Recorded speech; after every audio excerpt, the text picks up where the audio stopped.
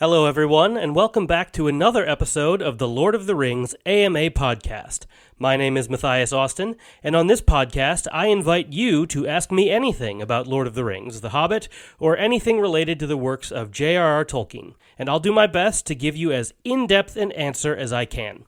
Now, before we get to this week's question, I want to start by giving a huge thank you to Lauren Ciatti, who created our amazing cover art for the podcast. Lauren is a talented artist and graphic designer.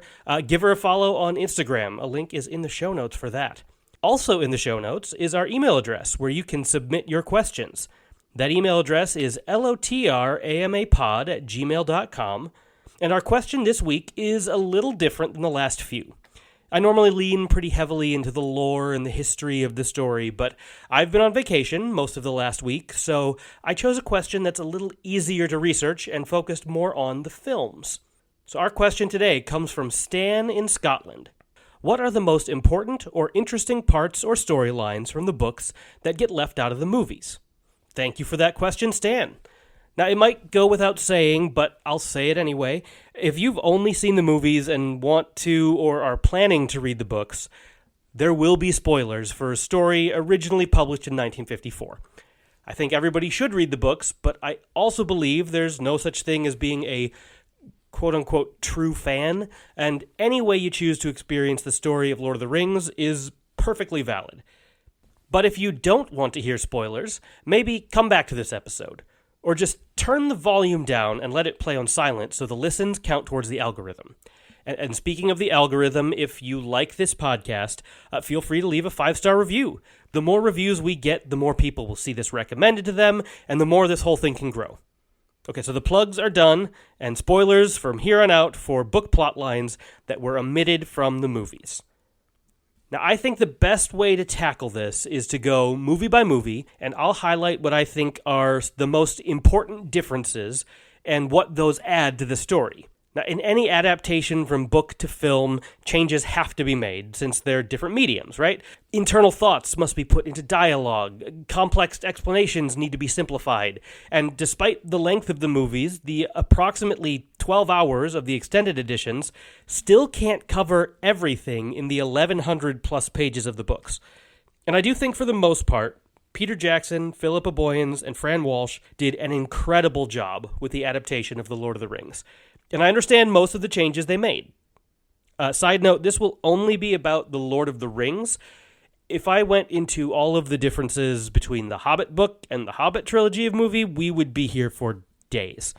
So let's just start with the Fellowship of the Ring. The first thing to highlight actually featured heavily in last week's episode about why Frodo couldn't destroy the ring, which is the timeline of events. In the movies, it seems like Frodo has the ring for about a year in total.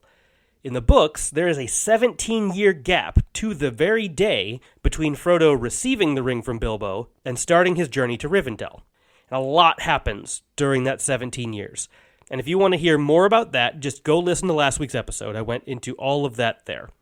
One thing I didn't mention there is that this timeline adjusts Frodo's age. In the movies, the 4 hobbits seem roughly the same age. However, in the books, Frodo is 50, Sam is 38, Merry is 36, and Pippin is 28. And this age difference matters quite a bit in terms of their characterization, particularly for Frodo and Pippin.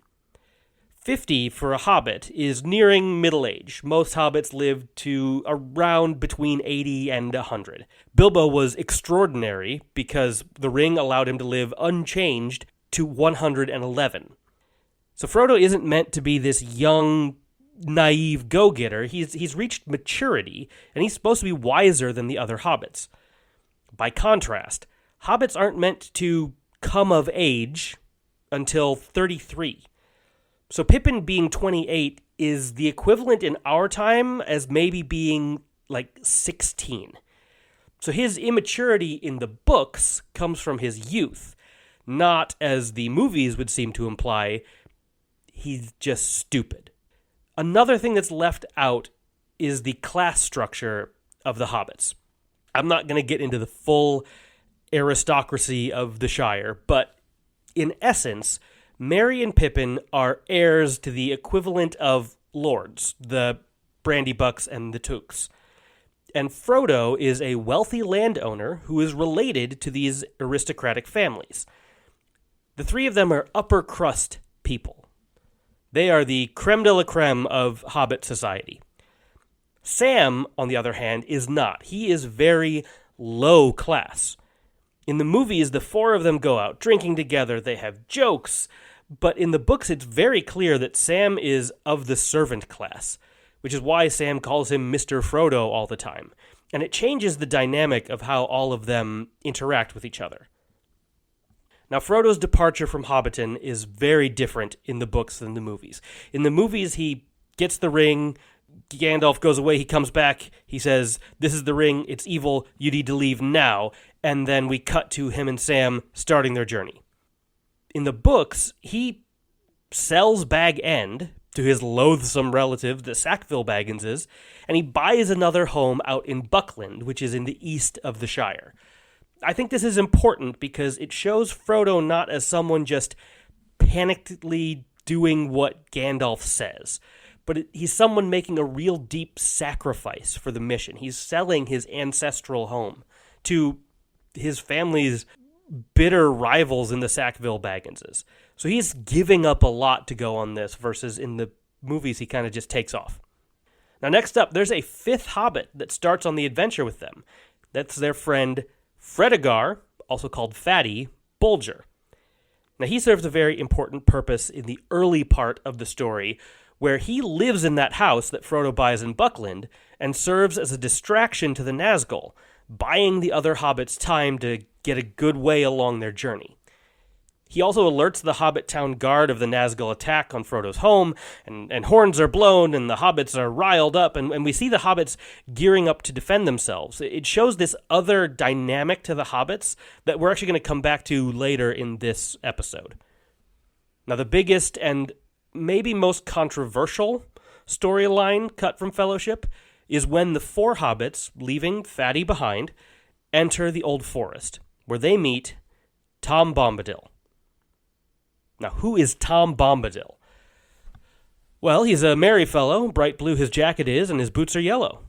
And that's about all you can say to describe him. He lives in the Old Forest, he's married to Goldberry, the river's daughter, whatever that means. He sings and dances around, and he can command trees. This happens in the extended edition of The Two Towers, where Merry and Pippin get sort of eaten up by this willow tree, Old Man Willow, and then Treebeard comes by and he tells Old Man Willow, "Let them go." Well, in the books, this happens in the Old Forest, and it's Tom Bombadil who says, "Old Man Willow, you let them go. Stop being so naughty and go back to sleep. You shouldn't be waking." But he says it as a song, and it's all in rhyme, and he probably does like a little choreographed dance with it. But Tom is interesting. He actually is able to wear the ring, and it is not something that turns him invisible. He isn't tempted by it in any way. So he's this being of immense power that shows up for 3 chapters and then never again. And readers often get annoyed by him, 1, because he never stops singing, and 2, because who even is he? There's an entire episode that could be devoted to Tom, but since we get no answers, and since movie runtimes are limited, I do understand why he was cut. But there is a flow-on effect to this omission. There's a chapter in the books where the 4 hobbits, leaving Tom in the Old Forest, end up getting captured by Barrow-wights, which are undead, evil creatures that capture them and drag them down into ancient tombs. And Frodo sings this song that Tom taught him to call, if you're within the sight of the forest, sing this song, Tom will appear. And so Tom shows up and he drives the wights away. And then he goes back into the tombs and he brings out these weapons that he gives the hobbits for them to use on their adventure. And these weapons, the hobbits use them as swords, but they'd probably be like knives because hobbits are little. And these knives were forged like 1,000 years before this in the war against the Witch King of Angmar, the leader of the Nazgul. These blades had been inscribed with runes and were specifically made to combat the Witch King. And it's one of these blades that Merry uses when he stabs the Witch King in Return of the King, which creates that weakness that Éowyn exploits when she kills him, thus fulfilling the purpose of the sword's creation. In the movies, it's just a random sword. Is this essential for the story? Well, no. But I think it does add a cool, sort of interesting layer to an already epic moment. The next big change is replacing the character of Glorfindel with Arwen as the person who saves Frodo and gets him to Rivendell. I've talked about Glorfindel in past episodes, but he was an elf lord who, in the first age of Middle-earth, died fighting a Balrog. He was reincarnated in Valinor, as all elves will be eventually, and then he was sent back to Middle-earth by the Valar to help fight Sauron. He's also only in the books for maybe 2 chapters, and then he just stays in Rivendell. Conversely, in the books, Arwen has maybe 10 mentions total in all 3 books in the trilogy. Definitely less than 20.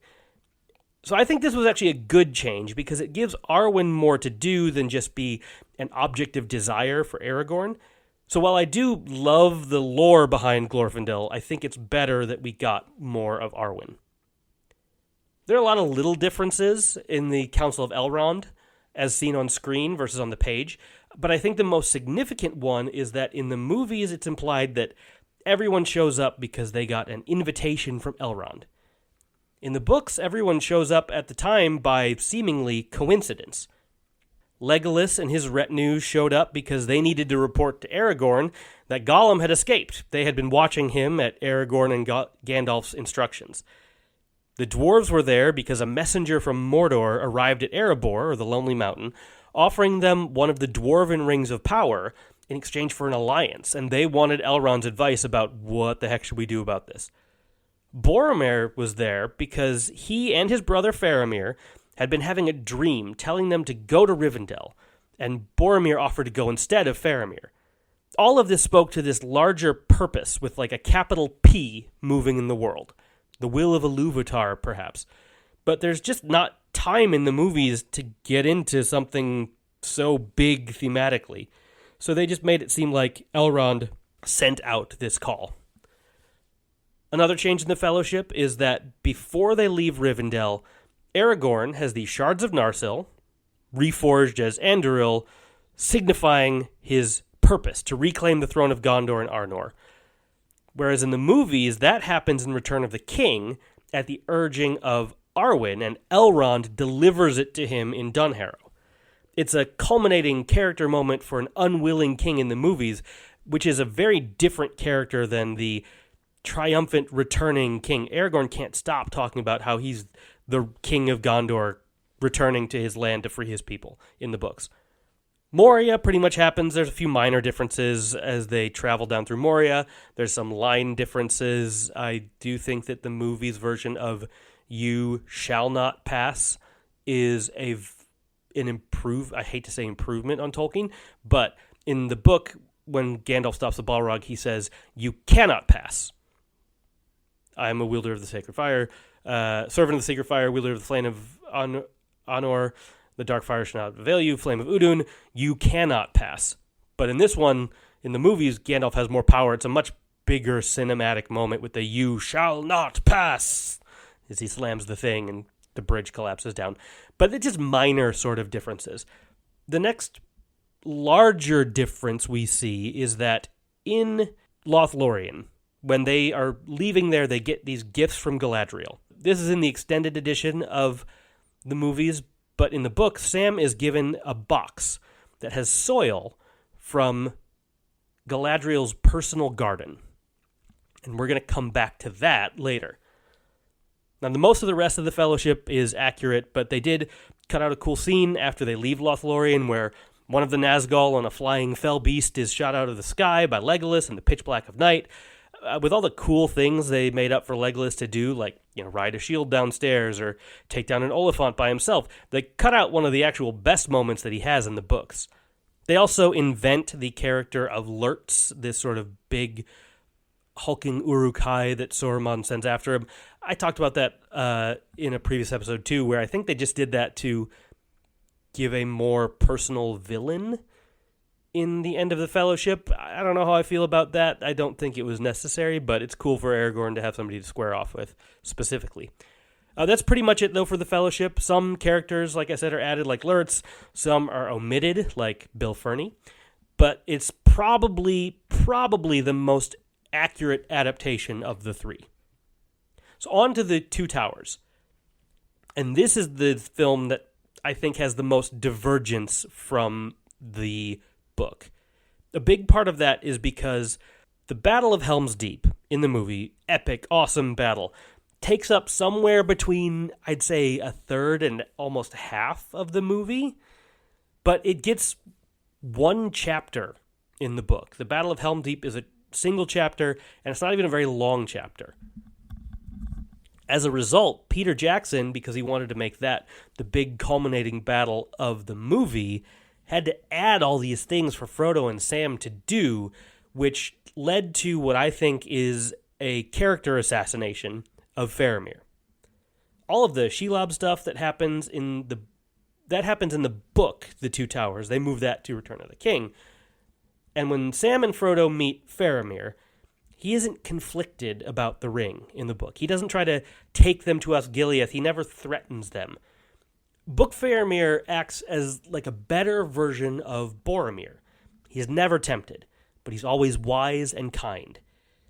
But they needed to give Sam and Frodo something to do while Legolas surfed down the stairs of Helm's Deep, so they added this whole subplot. Perhaps, maybe, it's a more interesting character choice to give him some of that internal conflict. Maybe not.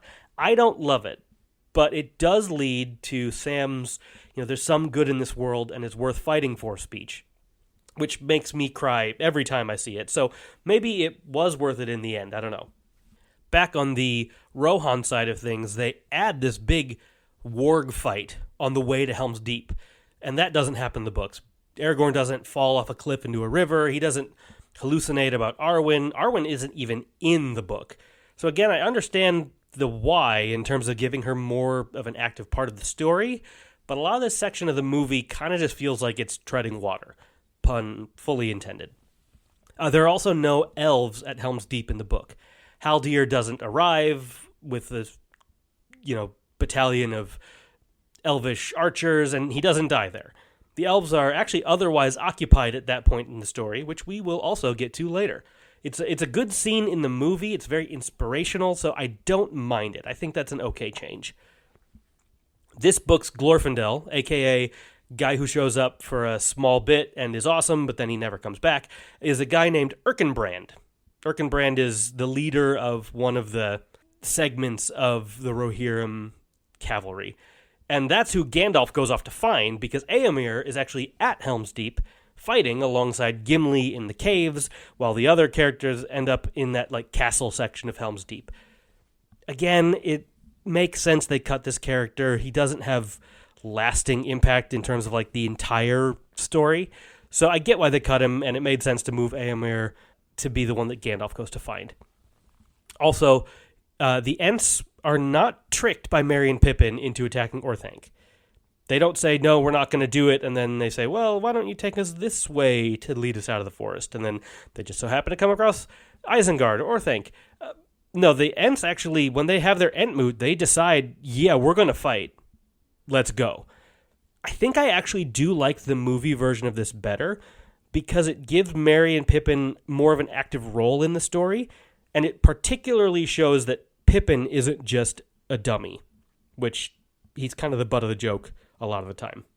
Okay, so now we come to Return of the King. And this is the one with the most cut out compared to the books, and it's still the longest movie. Partly it's because they're catching up, since Helm's Deep messed with the timeline of the previous movie, so a lot of stuff that should have been in Two Towers got moved to Return of the King, and so that extended everything out, right? So I'll start with the Glorfindel of this book, which is Prince Imrahil of Dol Amroth. This is Denethor's brother-in-law, and he's this great leader in Gondor, and everywhere he goes, the men of Gondor are encouraged. He's a really cool character that actually takes over temporarily as the steward after Denethor, sets himself on fire, and Faramir is recovering in the House of Healing. and he acts as like this advisor to Aragorn, and I think he would have actually been a pretty fun inclusion. I think that was a missed opportunity. In that same vein, there's these other characters. Baragond, he's one of the guards of the Citadel, and he befriends Pippin and shows him like what his duties are after he pledges his allegiance to Gondor. And we get a lot more of the results of Pippin's decision to pledge himself to Denethor. Baragond also ends up saving Faramir's life by fighting off Denethor's men long enough to allow Gandalf time to arrive and confront Denethor. And his son, Baragond's son, Bergol, also befriends Pippin, and I think both of those characters could have been good inclusions, specifically Baragond to see sort of somebody else in Gondor in the guards standing up to Denethor when he was having his mental breakdown. Another thing in the movie that's very different. Aragorn in the movies, he brings this green CGI army of the dead to Pelennor Field to save the day at the very end of the battle. And this is drastically different in the book. In the book, there's this whole separate army of Gondorians on the southern coast, waiting to defend themselves from the Corsairs of Umbar coming up the river. And the army of the dead, Aragorn brings them to attack the Corsairs, and I don't think they're actually like swinging swords and actively chopping people up. No, they just scare them because it's an army of ghosts, and they scare the Corsairs so much that they leap off of their boats into the water, and it puts them at a disadvantage in the fight with the army that was there, and it allows the Gondorians to rout them. Then they take their ships, and they sail up with this army of humans, not the army of the dead, who are then dismissed because, hey, you did your job, you scared the guys off the boats, you can be free now. And it's mostly an army of humans because Aragorn is joined on the paths of the dead by 30 rangers of the north, other Dunedain, who arrive with this big flag of the King of Gondor that was created by Arwen. And along with them come the twin sons of Elrond, Eladan and Elrohir, who fight with the good guys all throughout the end of Return of the King. It would have been cool, I think, to see that there are more rangers in the north than just Aragorn, and also cool to have, this sort of elven princes, these sons of Elrond there, but you're adding more characters that you got to learn names of into an already packed book. So, again, I understand the exclusion on that. So that's the army that comes up from the south, but there's a whole other thing that happens with the Rohirrim when they are coming down to help from the north. During the ride of the Rohirrim, Sauron has sent this second army to block the road to prevent reinforcements from coming to Gondor. And they outnumber the Rohirrim. But the Rohirrim are led around this army of orcs through a place called the Druidain Forest. And they're led by this guy named Gon-Buri-Gon. And he's the chief of the last sort of vestiges of the indigenous people who lived in that area before the Númenóreans arrived thousands of years ago and started settling in Gondor. So Gon-Buri-Gon, his people have been oppressed. They say that they've been hunted by Rohirrim and by Gondorians. They're this sort of oppressed minority living off this ever-dwindling ancestral land. Not making a political statement, but hey, maybe Tolkien was. And Gon-Buri-Gon, he does not he knows Sauron is worse than humans and will be way worse for him because Sauron hates anybody who's not an orc. So he's like, I'm going to help you guys on the condition that, hey, we can be left alone after this. And Theoden is there and he says, yep, absolutely. We're not going to touch you guys. Thank you for this. They lead the army through these woods around that big army. And that way they're able to charge over to Minas Tirith, and they get there just in time to save everybody. And when Aragorn is the king at the end, he makes this proclamation officially granting the Druidain Forest to Gon-Buri-Gon and his people forever. Similarly, Aragorn visits the Forest of Fangorn and makes the same type of promise to Treebeard and the Ents. And I really do like these scenes in the book, and I think that it's unfortunate that they had to be cut, since it shows a lot more complexity to the world than the movies are able to give us. When Frodo is recovering after destroying the ring, Gandalf tells him about these other fronts of the war that we never had heard about. elves in Lothlorien were being attacked by Sauron's forces from Dol Guldur in the south of Mirkwood, and they fended them off. They defended themselves 3 times before they were able to finally break through and attack them and drive them back, drive the bad guys back. So that's why the elves would have been too busy to travel down and help out at Helm's Deep.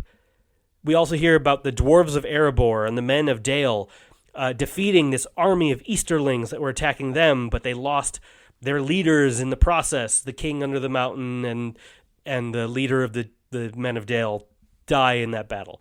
And in the books, Gandalf just sort of tells us these things happened. But man, what an opportunity we missed by the movies not including that, because they could have showed us that happening. It wouldn't have to be a lot. They could just show these clips of these other things happening. I understand why it was cut out. Return of the King is already accused of having 12 different endings, but I think it would have been really cool to see these other sections of the world where this was not an isolated event. This was kind of a world war.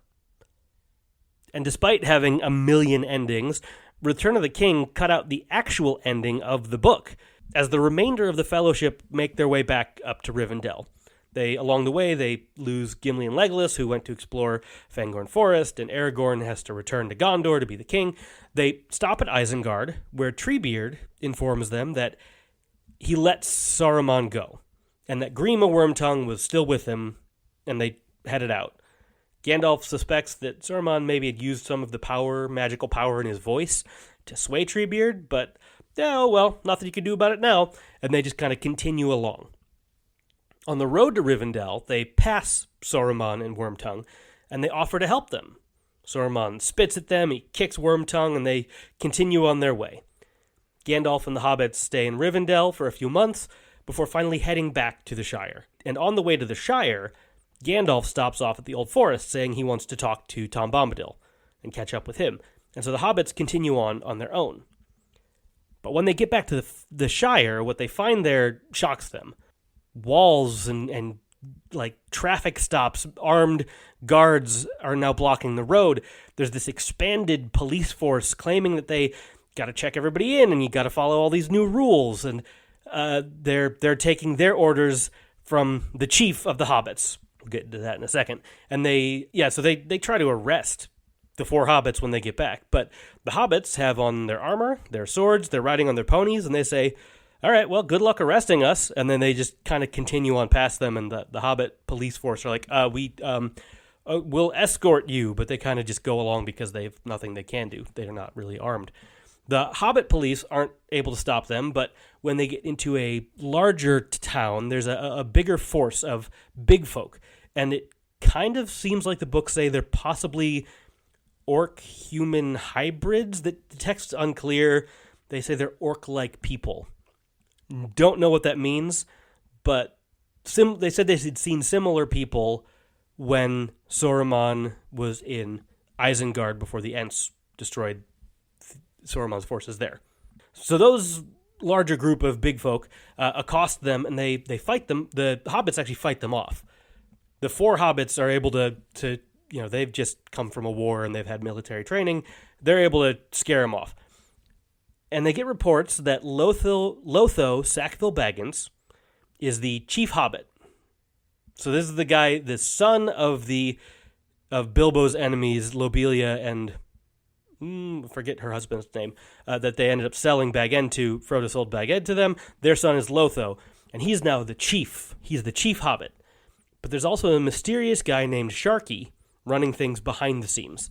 Sam's home and all of the homes that are for the lower class people in Hobbiton have been torn down, and shacks have been put up in their place. There's new machinery belching smoke into the air.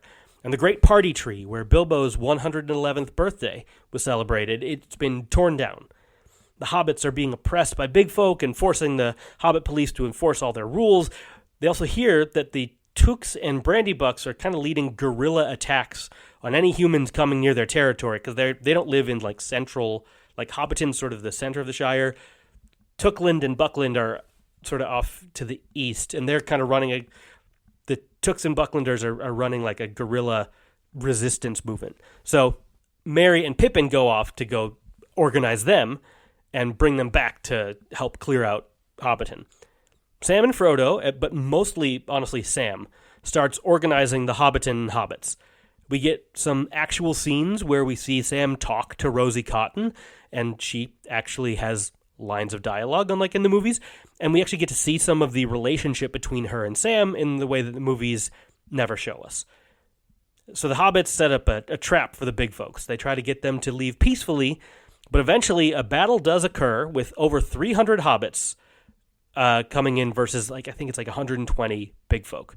And most of those hobbits were brought in by Merry and Pippin. 70 men die, as do 19 hobbits, but the hobbits end up winning. And they march their little army to Bag End, where Sharky and Lotho, the chief, have set up their headquarters. They discover that Sharky is, in fact, Saruman, who thinks the name is a term of endearment from his men, but it may actually be a mishearing on his part of the Orcish word Sharku, which means old man. And they find out that Lotho was murdered in his sleep by Grima Wormtongue. So surrounded and without any power, his staff is broken, Saruman is forced to surrender. And despite all of the evil he's done, Frodo still offers him his freedom. Frodo's just tired of war and fighting. He says, you know what? You were once a powerful wizard. Go, just go.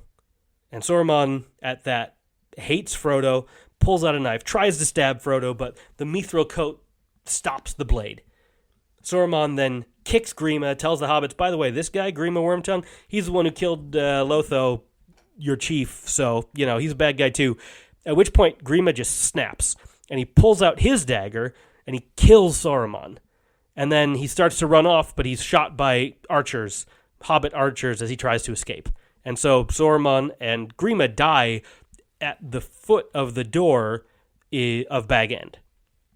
And Saruman, being a Maya like Gandalf, and if you don't remember what that is, listen to episode 3 of the podcast, but he's not really dead because he's an immortal being, but some sort of spirit rises into the air, and it says he looks towards the west, and out of the west comes a cold wind, and it disperses his spirit off into the east. It's really cool imagery of, and again, another hint to this larger mythology. You have the powers of the Valar over in Valinor denying Saruman his return because of all the evil he's done. So after that, Frodo, being an aristocrat, he's elected mayor. But Sam ends up doing all of the real work of restoring the Shire. He takes the soil and he sprinkles it all around the areas that have been destroyed, that soil that he got from Galadriel. And inside the box is also a nut from one of the giant trees of Lothlorien, which Sam plants where the party tree was. And we see how the very next year the Shire blooms and quickly returns to its former glory, and the tree that was planted grows swiftly, and they say it's the only Malorn tree west of the Anduin River, because Lothlorien's to the east, and east of Valinor. We see Frodo only serves one term as mayor, and again, I'm not making a political statement here, but maybe Tolkien was, where the book says the only thing he did was reduce the size of the police force to a more manageable size, back to what it was meant to be, just like people doing spot checks around, not this big militaristic force that Saruman had built up. And then after Frodo is done with his one term, Sam is elected mayor, a position that he keeps for years and years and years, like for most of the rest of his life. They just keep electing him back as mayor because he does such a good job. And then the book continues on, as the movie does, with Frodo, Bilbo, Gandalf, and some of the prominent elves sailing off into the west, while Sam returns to Bag End and says, well, I'm back. And I do wish they had found a way to keep that whole ending in, because I think it's nearly a perfect ending. The adventure, the battle ends exactly where it all started in The Hobbit, at the front door of Bag End. We see Sam elevated to a high status in society. We see the four hobbits using what they learned on their adventure to better their home. And we see the hobbits not just as backwards, uninterested bystanders, but active participants in their world. It's a phenomenal ending, but it would probably make the movie 4.5 hours long, which is probably just unmanageable. So, those are all of the main things that were different from the books or left out entirely. And I definitely didn't cover everything. Interestingly, Tolkien himself had too much material to make it into the books, which is why, at the end of Return of the Kings, there are multiple appendices. In them, he details the different lineages of the kings of Numenor, Gondor, Arnor, Rohan, the dwarves. He gives a whole scene with like a mini chapter of the meeting of Aragorn and Arwen. You get the entire timeline of all of the Third Age of Middle-earth. You get family trees of hobbits, the different calendar systems everybody uses, how to write and pronounce the different languages, and that's where people know how to speak Elvish, is because he gives a full pronunciation guide in there. Just all sorts of things. And many people see all of that and say, nah, I already read 1,100 pages, I'm done. So sometimes even book readers don't get the whole story. So, there you go, Stan. I hope that answered your question about interesting and important things left out of the movies. And if anyone out there listened to all of that and you haven't read the books, I hope maybe something I talked about piqued your interest and encourages you to give the book a chance. And if you, like Stan, would like to submit a question, you can email in to LOTRAMAPOD, LOTRAMAPOD, @gmail.com, and I'll do my best to answer it.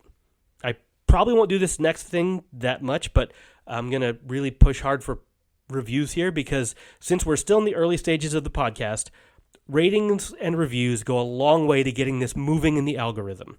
So if you've been enjoying the show, I'd love it if you could leave a 5-star rating and review.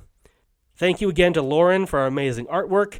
And hey, if you're a musician and you feel inspired to come up with a little theme music for the show, send in an email, get in touch. I'd love to talk to you about that. And that is all for this week. Iluvatar willing, I'll be back next week. See you then.